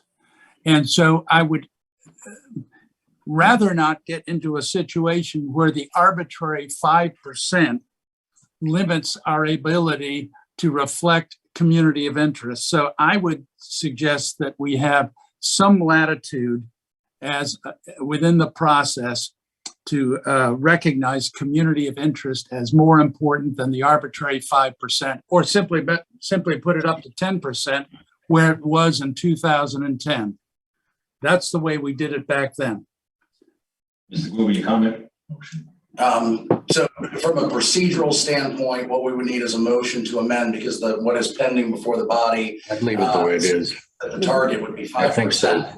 Glenn, Wait a minute, listen. just leave it the way it is, isn't it? No. Let's address David's comments. Go ahead.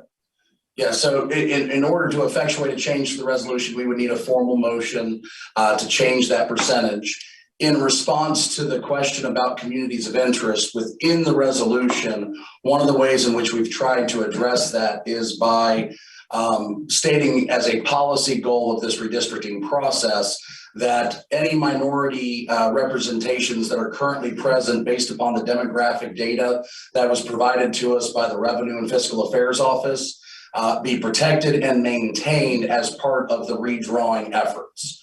So that was our intent, to ensure that the communities of interest be respected as part of this process going forward, and at the same time achieve a 5% deviation. Does that answer your question, David?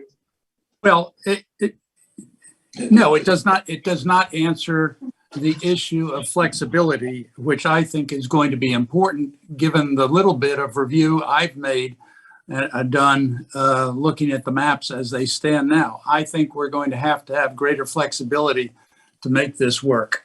Would you like to make a motion to that, David? I would make a motion that we adopt what was adopted in 2010. To be determined when we get into the process. Be quiet over there. Wants 5%? Bill, we're choosing. Bill, David's talking. Yeah. Be quiet. Thank you. I'm sorry. I hear almost a quorum of council deciding what should be done. My motion is that we use 10%. Does anybody second David's motion?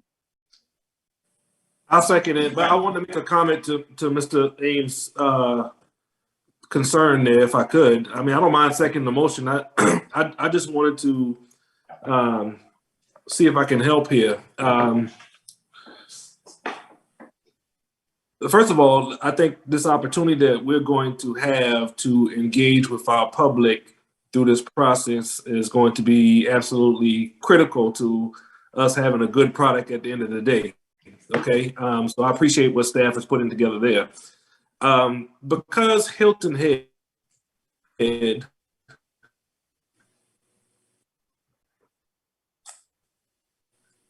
appears Mr. Brown his connection has frozen. Mr. Brown, can you hear us? You know, define a lot of different ways, associations throughout the island. Am I frozen? Yes. You were. Can you hear me now? Yes. Okay, I'm not sure where I left off, but I was trying to make the point of the community of interest. Okay, and I understand that we're including that verbiage in this resolution.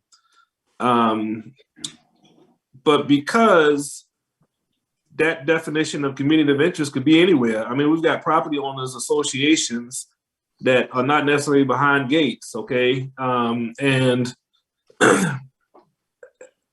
I feel as if limiting ourselves to 5% may limit us down the road, okay? I've seen this with what has happened at the county's redistricting efforts, okay?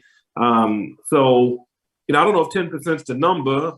We're only referring to that because that's what is allowed. I'm assuming that the 5% is here based on the recommendation from the Fiscal Affairs Committee. However, in 2011, we did adopt 10% as a community. So just allowing some flexibility there, I think is important to us if we're wanting to achieve that ultimate goal of protecting the community of interest. Make 10. Okay. All right, now, David made a motion, Alex seconded. Mr. Mayor, I have a comment if I might. Wait a minute, please. David made a motion, Alex seconded. Is there any discussion on David's motion? Mr. Glenn. Thank you. I don't really have a problem with stating that the 10% would be the max, but I think that our goal should be to get as close to 5% as we can, and nothing in this motion would limit us to just 10%, which is the same thing that Alex was saying just now. So I think we probably have more flexibility. I was not aware, frankly, of the 10% gap from 10 years ago. Any other comment on David's proposal? Tom?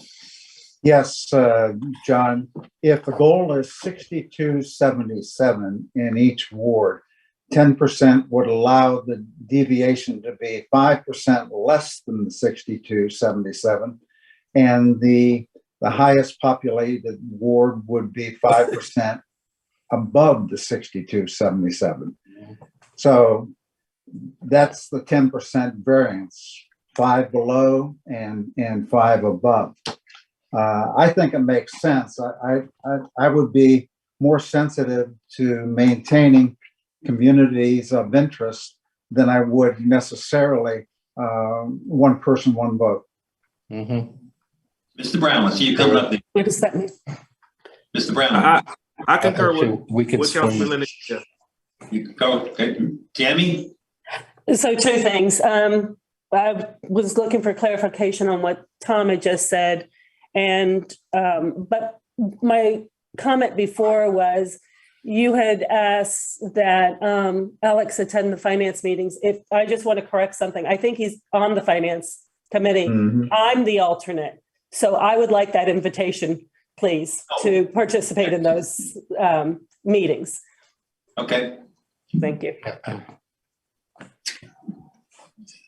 Bill, you get your hand up. I can't see in the back. Yeah. Bill. Oh, all right. I think moving to the 10%, my understanding mathematically is it can swing from 1 to 10. Let's have that flexibility and see where it brings us.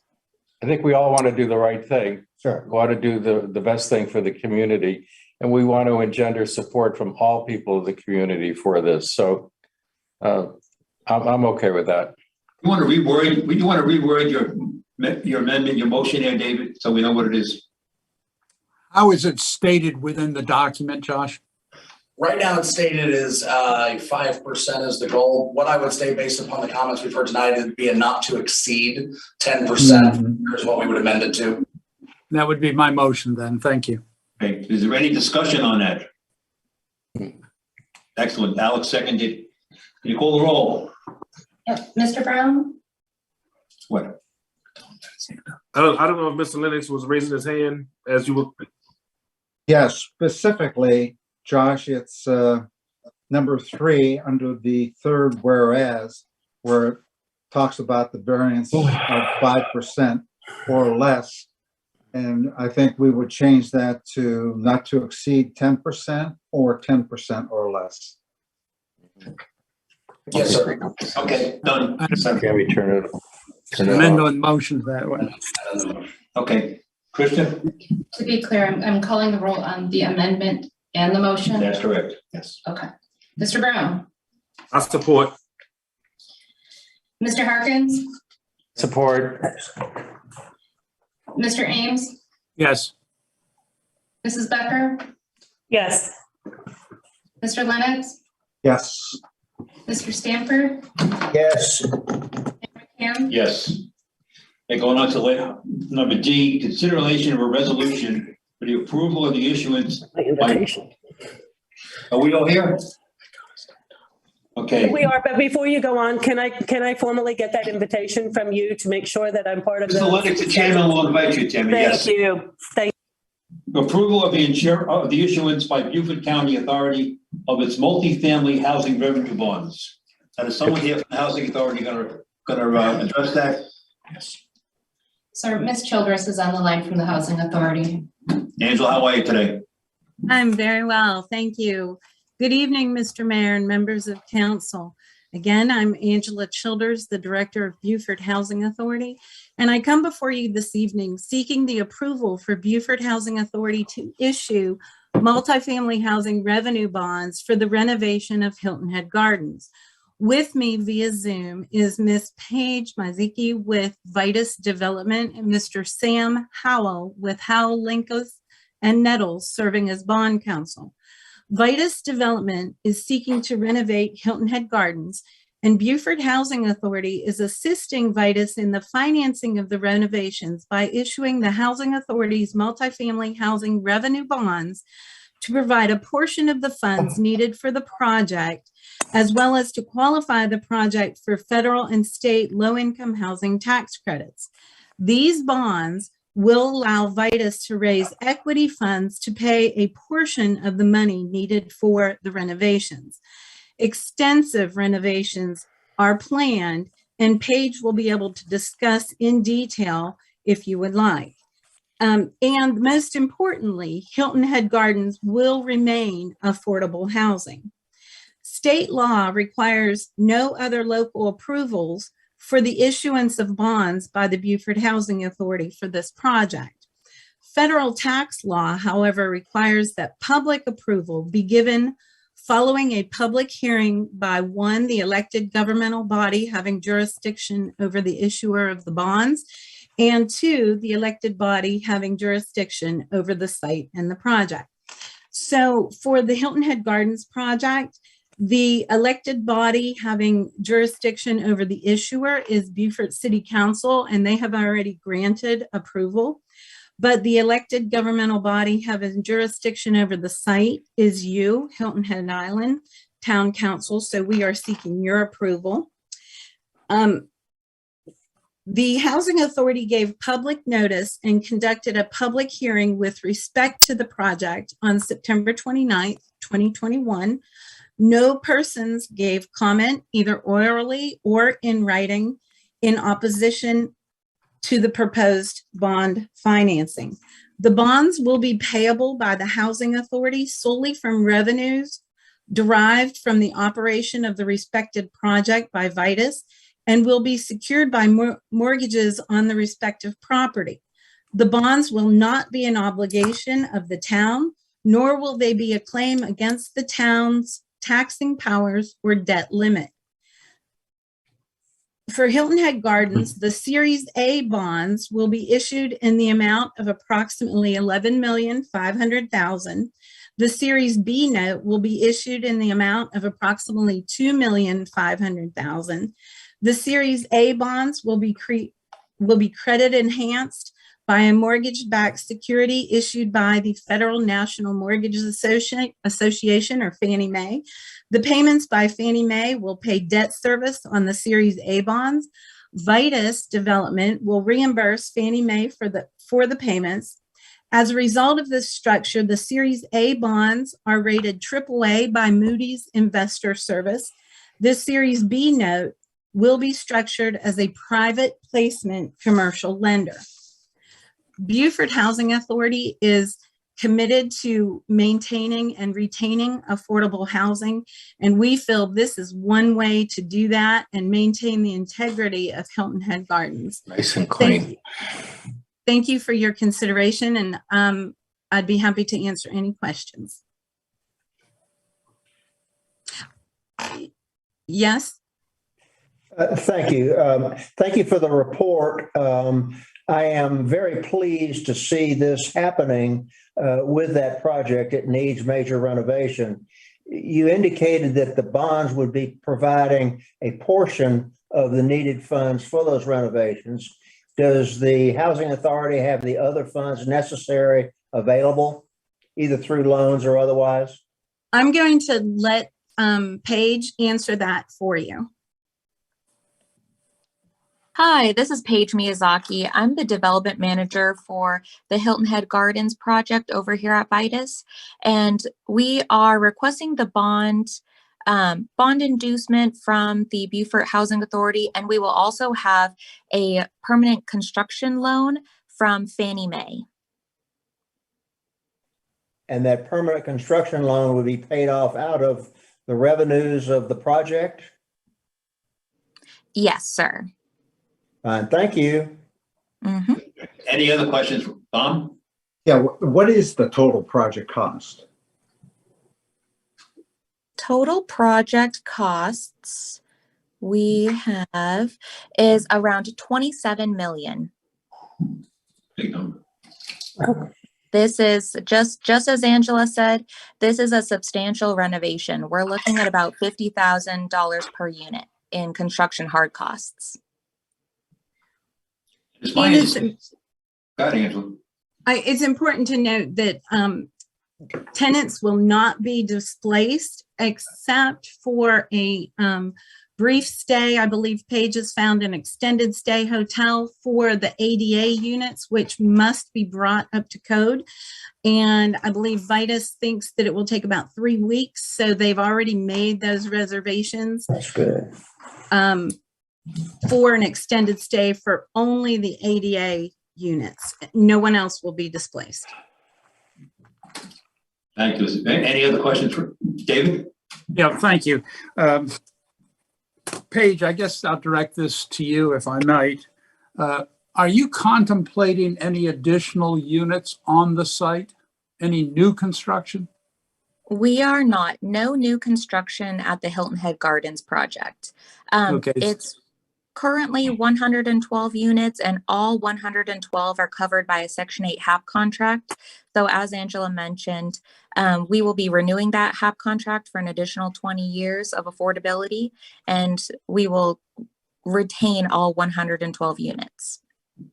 I don't want to get too deep in the weeds because I'm not exactly sure it's relevant today, but just out of curiosity, are there going to be any additional or new site amenities, and will there be landscaping as a part of the project? Yes, landscaping will definitely be added to this project because the project is quite vast. There will be no new amenities added, but more just restructuring the current amenities that are on site. There is a small leasing office, there is a small playground, but as Angela mentioned, none of those are up to ADA accessible compliance code. So we will be bringing all common areas, all common amenities up to code standards for ADA compliance. Well, I'm very supportive of the project. I think it's important for the community to have this renovation take place. So I'm ready to move on. Thank you. Mr. Brown? Yes, thank you, Mr. Mayor. I'm trying to get a little better understanding of the I guess the entities here. So Angela, I guess I'll ask you first. You currently have a binding relationship with Hilton Head Housing Partners, or I'm learning now Vitus? With Vitus Development, yes, we do. And Vitus is who? Vitus is the developer, and I believe they have purchased Hilton Head Gardens. So Hilton Head Housing Partners is who? I don't know. That is the borrower entity. So Vitus Development 4, which is the company that I work for, we are the developer. We're also part owner. So the ownership entity or the borrower entity for the loans is Hilton Head Housing Partners LP. So who is the managing partner? Managing partner would be our general partner, which is Hilton Head Management LLC, Housing Management LLC, which is 100% owned by Vitus Development 4. Okay. And Angela, can you just briefly describe your relationship with Vitus? So we are the conduit issuer for the bonds for Vitus to be able to finance the renovations at Hilton Head Gardens. That's about the extent of our partnership. Okay. And can anybody, I guess, give me a little bit more detail on why the tax code asks for a municipality to approve? Sure. If Mr. Howell is available, I'll ask him to answer that for you because it is legal information. Sure. This is Sam Howell. I'm a bond lawyer in Charleston and working with Vitus and the Housing Authority on this financing. That's an interesting question. Mr. Brown, bonds are not only issued, say for, directly by Hilton Head Island Town Council to make improvements for the town, such as, municipal buildings and services, but there are conduit bonds that are issued around the country where a private business, in this case, Vitus, is the actual owner of the facility that's financed with the bonds. They're called private activity bonds. And in South Carolina, they're pretty closely watched by the legislature. They can only do strictly what they're allowed to do, such as affordable housing, or some of the major economic development projects in the state get funded by these kinds of bonds as well for major industries.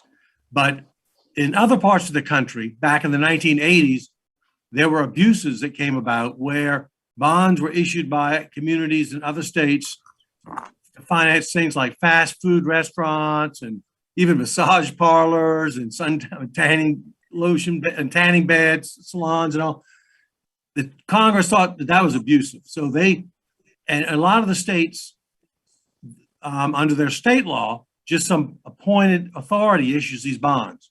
So Congress now requires an authority like the Beaufort Housing Authority to issue these kinds of bonds has to go to an elected body so that the elected officials can weigh in as to whether it's an appropriate way to use these kinds of bonds. Now, in this case, I would recommend to you that using bonds under the federal tax code that are supposed to be issued for affordable housing rental properties fits perfectly well with Hilton Head Gardens. And so I think you would not be going out on a limb to support this under the federal tax code.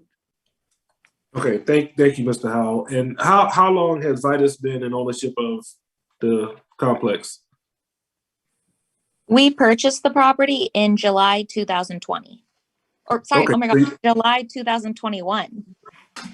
Okay, so brand new owners. Yes. Okay, perfect. I will wrap up now, Mr. Mayor. Thank you for being patient with me. I'm going to take this opportunity, however, to say that I am pleased that you are moving in the direction of rehabilitation, massive rehabilitation. I am continuously receiving phone calls from tenants in that complex telling me how unsafe it is, okay? So I really appreciate you moving forward. I'd also kindly ask, I know that the state code does not necessarily require this, but as you move forward with development, you work very closely with our town staff, because that area is definitely a part of our community. And we have very high expectations when it comes to what goes into a community, okay? So I think we have an opportunity here. Unfortunately, that area has been one that has been in the shadows for too long. I appreciate a developer coming in and giving it an uplift. So we welcome you as a part of the community and ask that you be a part of the community as you move the project forward. Thank you. Any other questions? Tammy, you get your hand up? Yes. I do.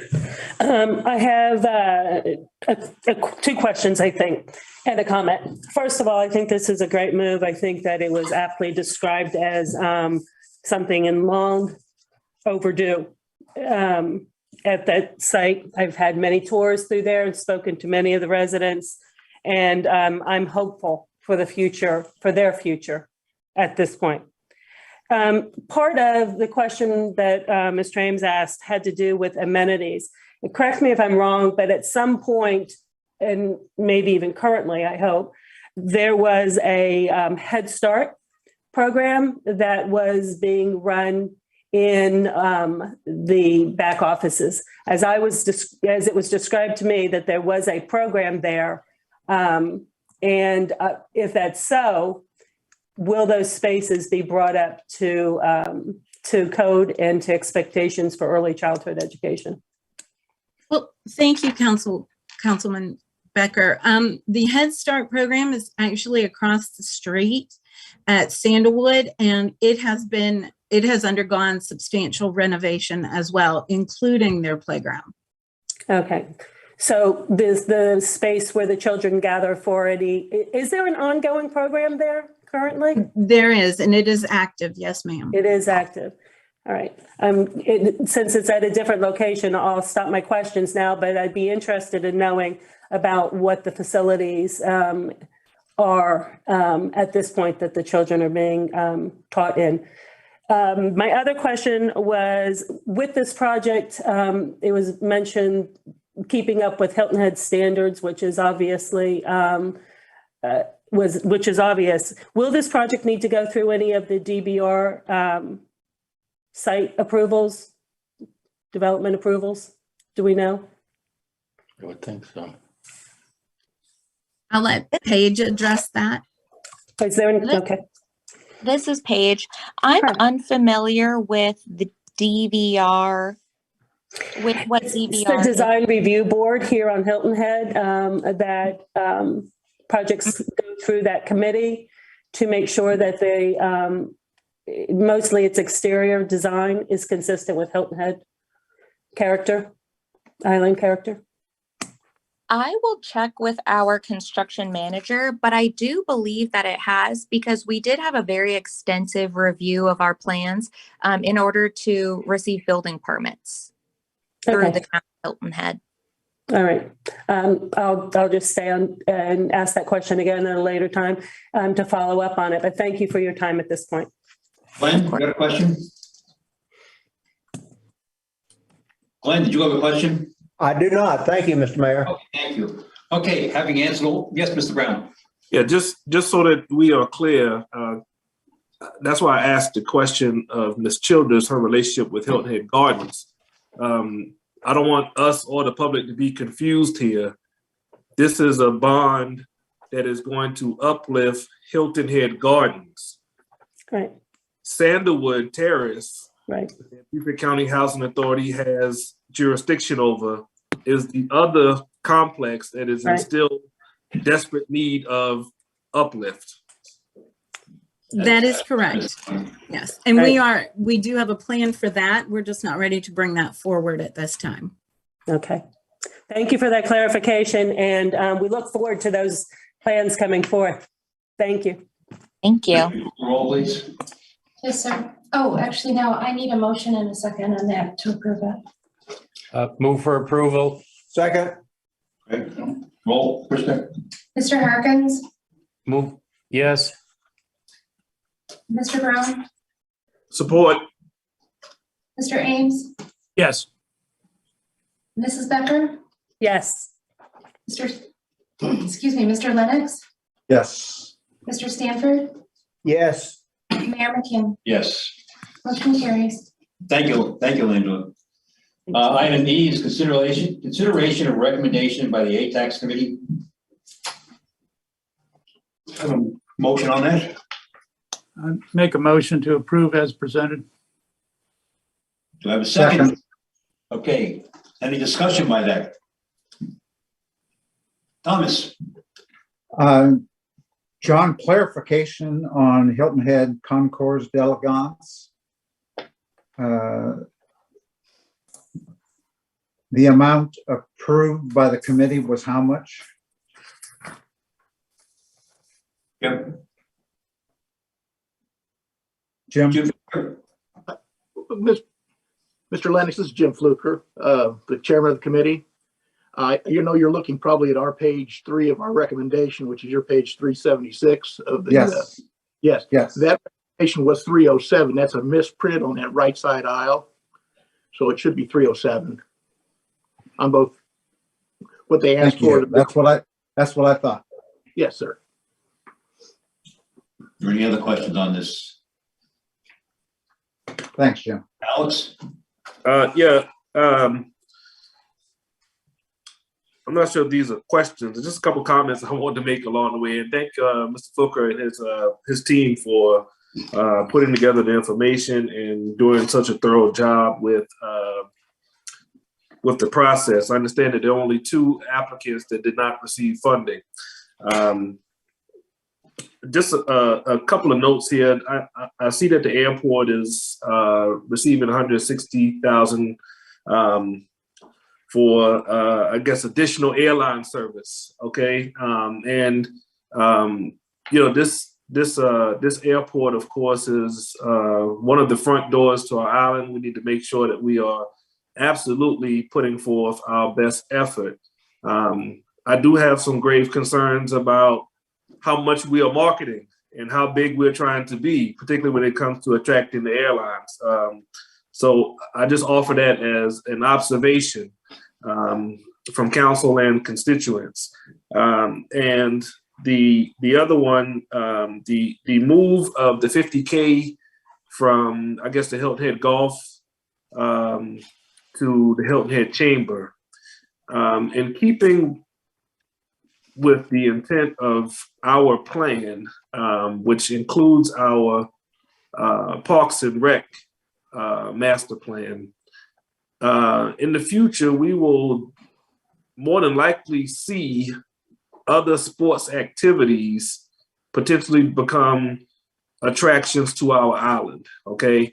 And I want to make sure that if there are entities or organizations that are promoting those, i.e. pickleball, that there's going to be monies available and that the chamber is not necessarily just gobbling it all up, okay? So those are just my 2 comments as I went through the information. Again, thank you for being so thorough. Thank you. All right, being no more questions, Krista, call the roll, please. Yes, sir. Mr. Brown, Support. Mr. Harkins, Yes.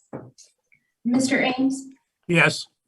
Mr. Lennox, Mr. Fluker, congratulations on the outstanding work that you and your committee does.